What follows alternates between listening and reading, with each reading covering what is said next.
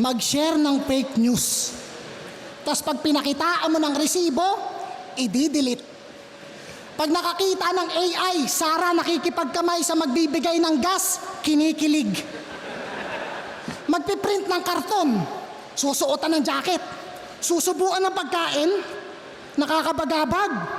Dito nga sa flip top, pag bumoto, pinapaliwanag. Yung gusto nyong iboto, di nagpapaliwanag.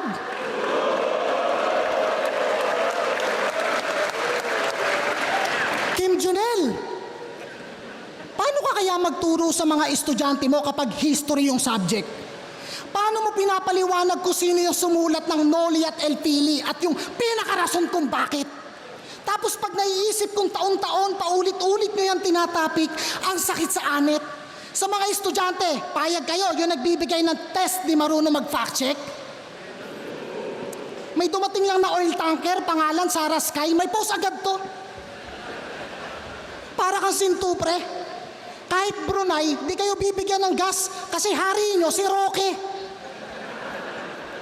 Didilis, bangag, karton, maleta, nagtatalo-talo pa talaga itong mga gago na to. O kay Imelda, may mga binawing alahas. Sa inyo naman, may nakatagong bato.